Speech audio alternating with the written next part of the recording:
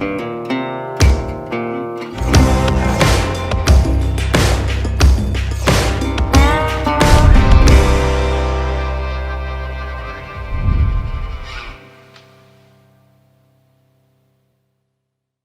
to all you CAMC members. My name is Ian Heggie, and I'm from the Exceptional English Drinks Company, where we hunt out and champion the finest of English and British drinks and bring them to the masses. And today we have the Gail and Graham from Brilliant Gin to showcase their wonderful, amazing products and give you guys, you members, a wonderful offer. So hello, Graham and Gail, how are you?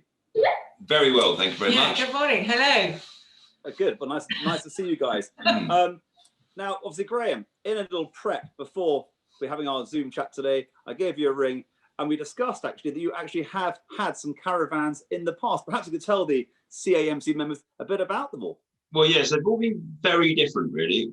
I was thinking the other day, it goes back 20 years, believe it or not, when our daughter was living at home, she's a teenager, and we wanted to give her a den to play in, as it were, play in with her friends. I suppose I hate to think what they did, they were teenagers. But anyway, at least we would know where she was. So we bought this very old, not pretty caravan, four-berth caravan, and brought it home and hid it in the trees, just slightly away from the house.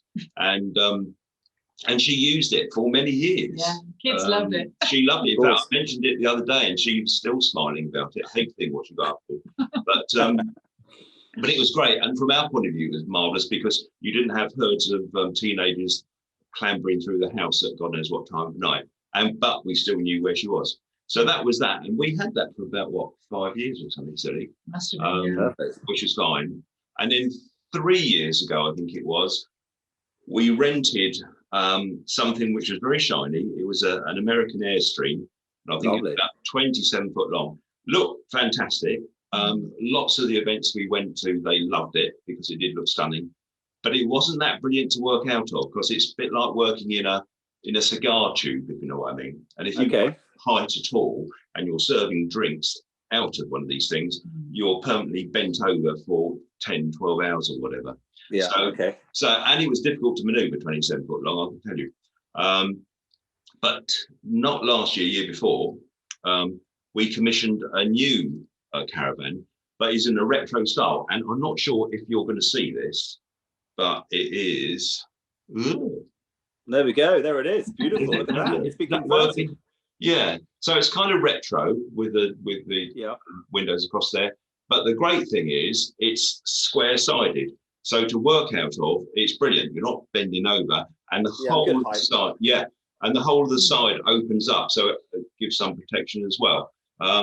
Unfortunately, of course, this has not been out at all this year for reasons, and it's been in storage. But we're hopeful that this year, at least later on, we can come out of storage and we'll be using it again. And you guys hopefully will see us at events and say hello. Well, that sounds fantastic. It does look great. Well, that's amazing. Well, great. So nice link back to the CAMC there, Graham. Well done. Now, Gail, how did Brilliant Gin first come about? Well, it was back in 2014, and Graham had been working in the Middle East, in Kuwait and Libya, and with various problems happening out there. He was back home for quite a long time, and to be honest, he was in the way.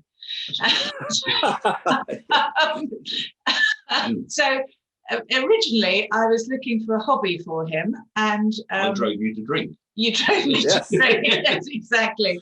And so there was a possibility of him going on a course or something, and then it just sort of grew, you know, how it sometimes does when you look researching something, and we discussed, well, in actual fact, you know, it's quite complex to make gin as a hobby because of licensing and things. So you know, either you take the leap or you don't. And we thought, well, we need to go and talk to somebody about this. So really, that's the background. It was we were gin lovers. We've always loved a gin and tonic, and it was a perfect project for us. And if it meant that Graham could be at home and not have to go off travelling so much, it seemed to cover lots of bases, really.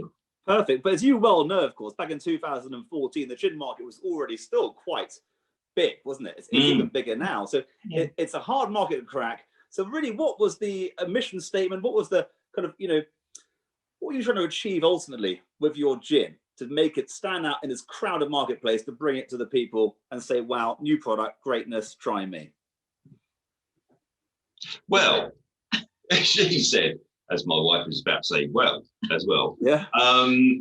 It was really down to the fact that because we did drink gin a bit, gin and tonic, it was a disappointment that when you put a gin and put a mixer with it, if you weren't careful, you just ended up with it all dissipated. The gin dissipated, and you ended up with a glass full of alcoholic tonic. Very true. And that seemed a shame. One, because it's a waste of money, and two, it didn't do any favours. So we were certain that it must be possible to create a drink which could cut through a mixer, and you could still taste the gin, which costs you considerably more, incidentally, than the bottle of tonic. Which has to be considered, but also had the attributes of being exceptionally smooth, because the trouble is that I don't know why people like it really. It's like those westerns, isn't it, where you see people going to bars and they say, I'll have a whiskey, and then they make a horrible face afterwards. And you think, what was the point of drinking that? It doesn't look very pleasant. So it's a horrible thing. So we wanted something that's particularly smooth, but full flavoured and balanced flavour, because I think that's very important, that particularly when you use a gin as a base for a cocktail, you don't have some spiky flavour that messes it up. So you want, I would kind of suggest that our gin is like a traditional London dry gin, but it's actually more powerful. It's a very nice, smooth variety of that, and it works well in cocktails. And it does. So the gin you came up with, this is the one here, of course, isn't it? This is the brilliant gin, your classic, your signature gin. Yes. And of course, from what you're saying, of course, it sounds like you wanted to try and create it to be a multi-purpose style, being robust enough to come for a tonic. Clearly, that's important, because obviously most people drink gin and tonic together. But gin, of course, as I found in my years looking at gin, it is the original clean spirit. It is very nice on its own as well. And so obviously it sounds like it being so smooth and so clean, it's something you felt about as well that could be enjoyed in its truest form. Yeah, and in fact there are a lot more people nowadays drinking gin neat, simply because they've got a lot more flavours. Old-fashioned gin is the old names that we know of. They had very few botanicals in them, and they were very much more akin to vodkas or neutral spirit, you might say. Whereas the new gins have got, perhaps in some cases, in my estimation, far too many botanicals in them, and it gets very confusing and a bit of a fight going on in the glass. So it is, and even our 57% one, our distiller's cup, is still smooth enough to drink on its own with a cube of ice. Well, we're going to come to that now, actually, because obviously it's obviously we discussed that already. That's your first gin, your classic style. But you've obviously evolved the range. So you took what you did with that one, and you've now created two further gins. You've created, I've got them here. Now, I must apologise. You did kindly send these down to me for me to enjoy today for the first time with you both, but I couldn't resist opening them up with my wife. And we have actually rather rudely had a fair bit already. I already know how delicious they are, so I apologise. But I then had to have two more. One here. Yeah, good man. Well, there we are. Well, I'm very grateful. But you then went. You've now got three gins. You went to the English raspberry. Yeah. Okay. Tell me about this one briefly, because we know that in the marketplace the classic style's great, but the younger market, the trends move towards perhaps a more flavoured fruit-based drink. And you guys obviously had to react to that. Maybe you didn't have to, but you did. And you've created, as your second gin, an English raspberry gin. Talk me through why you did that. Yeah. Well, we fought against it for a while because we're a bit purist about our gin. And but then we realised that there was a lot of interest in flavoured gins. But we thought, well, there must be a way of making it so that we would like to drink it. What we had found with so many of the flavoured gins, what people were doing was using a degraded gin, if you like, but taking the ABV very low, adding a flavour, whatever it may be, a fruit flavour usually. And lots of sugar. And then because it was so thin with a low ABV, they were having to add loads and loads of sugar. So what you ended up with was a syrup, which it's certainly not to our taste. Some people may like it, but that wasn't what we liked. What we wanted, if we were going to do it, we wanted it to be a proper gin. It was important to us. So this was actually probably our hardest recipe to get right. But I will say to you, you're so right. I've tried so many of these flavored fruit gins in the past, and still to this day, and they are syrupy, cloy, oversweet, and you cannot taste the gin. When you get a fruit liqueur. What you've done here, guys, is taken we are going to try them, of course, in a minute, but it really still has that lovely backbone of botanicals, juniper, and the gin, but that lovely balance with the raspberry. Well, it is a real winning gin, guys, I must say. And your third one you did, the most recent one, I think you launched it last year, you mentioned already, Graham, the distiller's cut, 57%, guys. Talk me through this one, please. That's a big dog, isn't it? And in fact, it sold better than I ever thought it would, much more quickly. It's basically the higher ABV increases the taste of the botanicals. They become much more pronounced. And because it's still very, very smooth and amazingly smooth for 57%, you can just drink it with a cube of ice on its own. I wouldn't suggest you did much of it. We'll go anywhere afterwards, but it's a very, very pleasant thing to have in front of the fire in the winter, to be honest.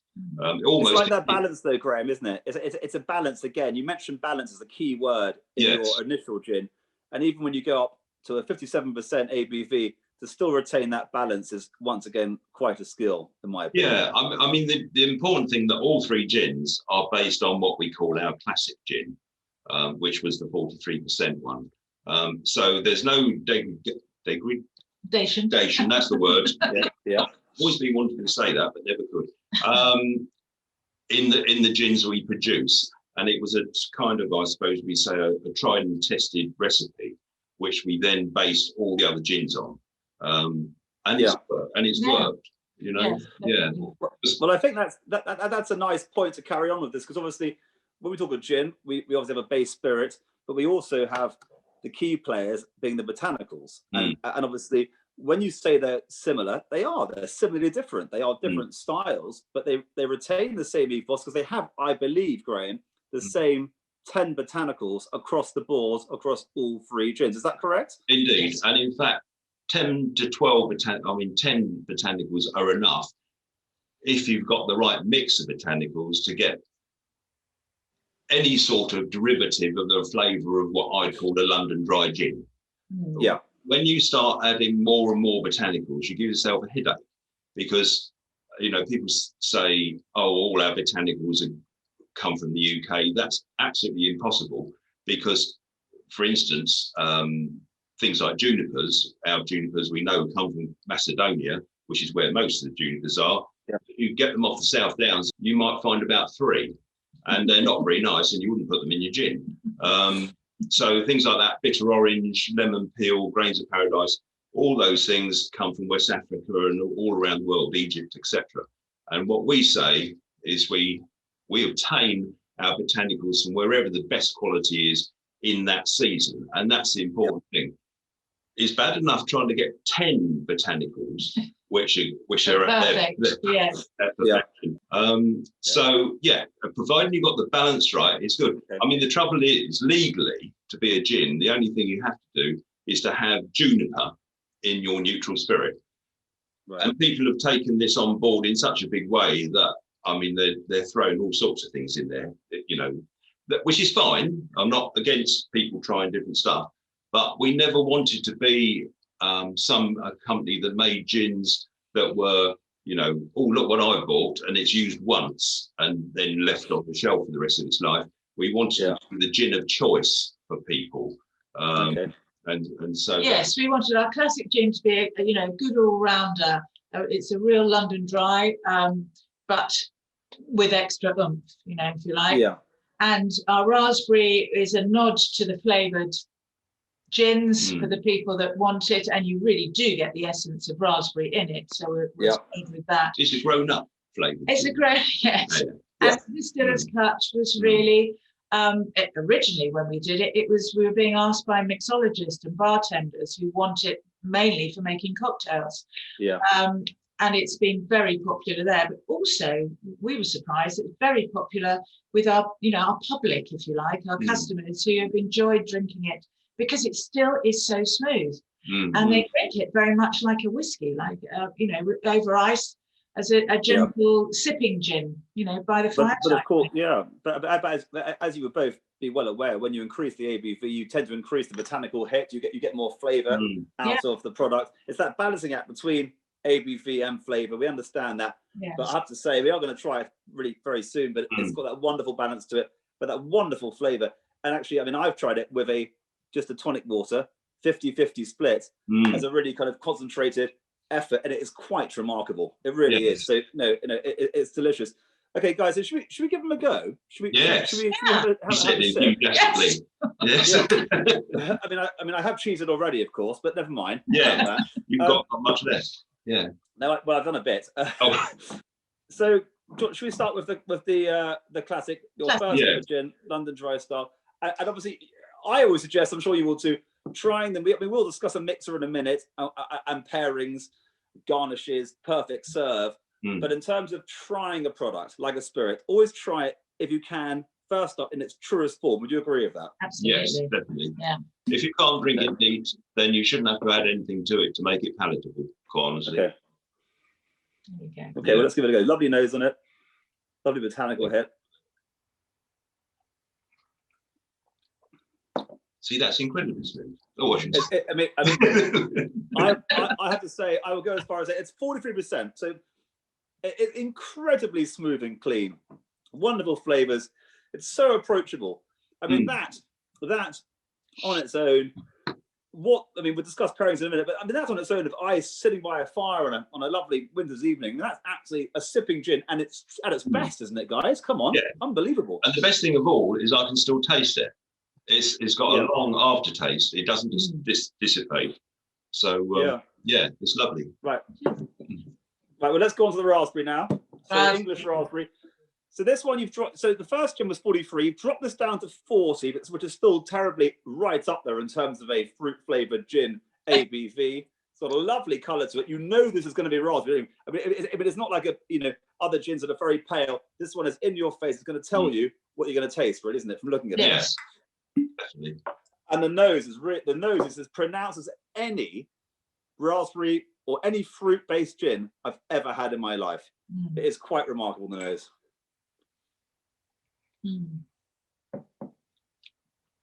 Well.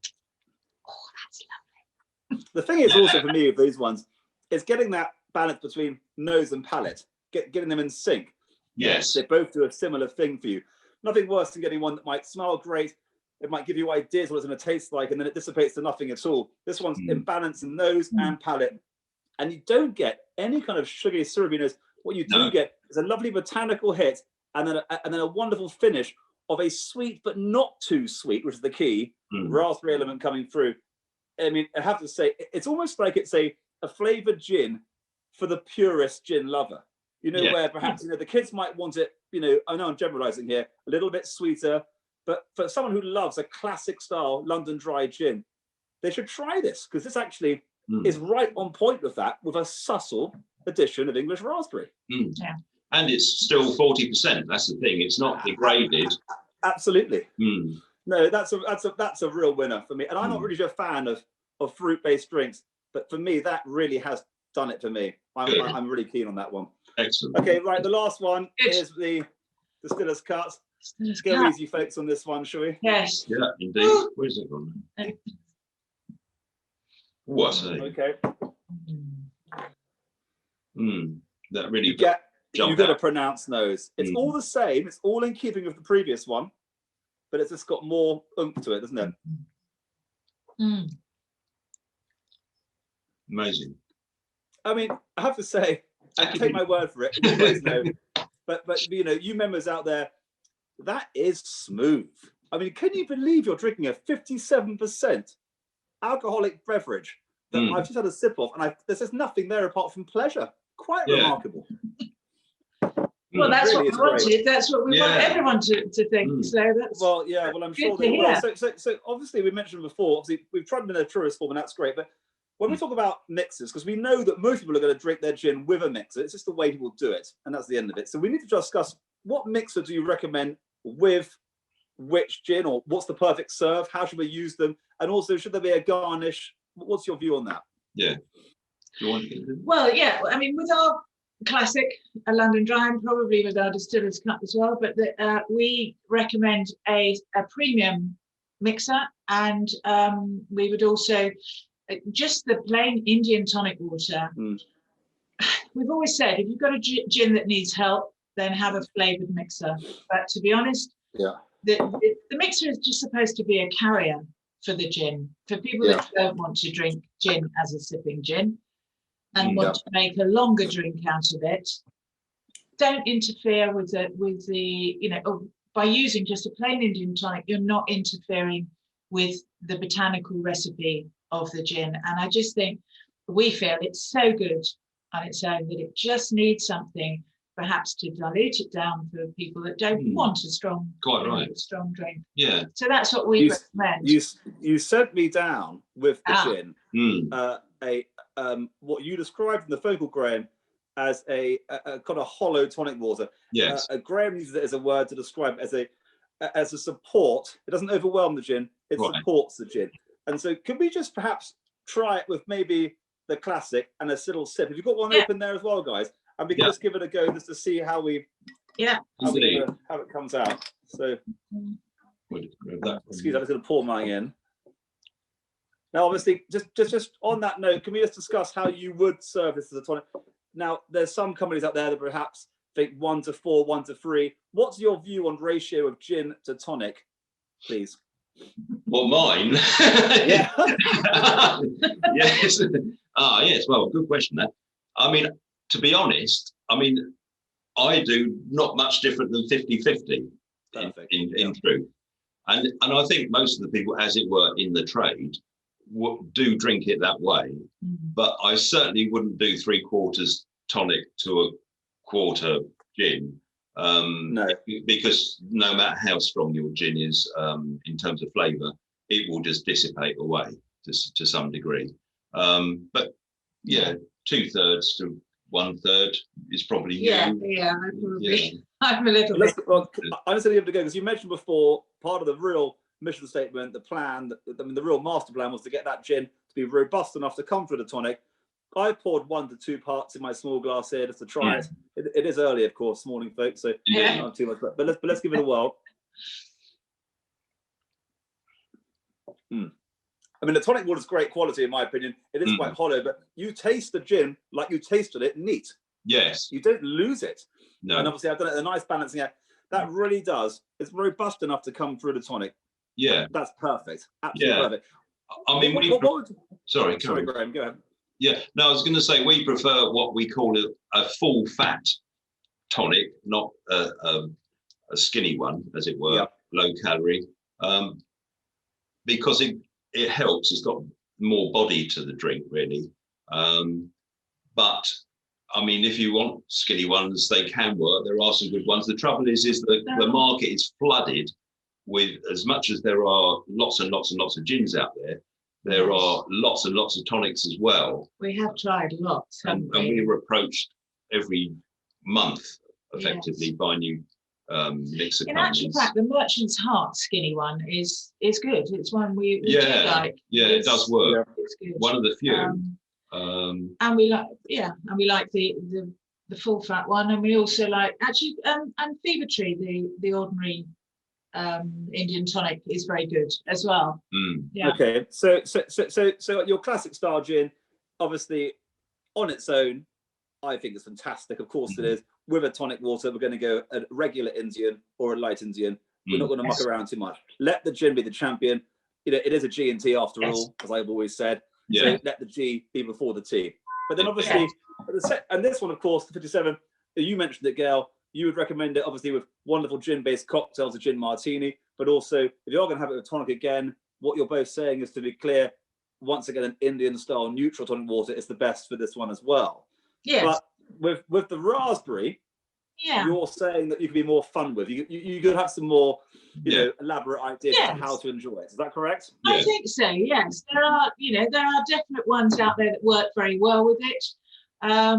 We actually tried a raspberry flavoured tonic the other day. Yeah, raspberry tonic. Which we weren't Double sure. raspberry. Yeah, but it actually did work very well. It works really well. And that skinny raspberry tonic, wasn't it? Yeah. It was very good. We've Mediterranean, Fever Tree Mediterranean works well, and the Merchant's Heart hibiscus is beautiful with it. So yeah, you can have a bit more fun with that one. Okay, and in terms of let's just go back to the classic, for example. What is the perfect serve? You're sitting at home. We know Graham likes to have 50-50, which is great. But in terms of that is gin to mixer.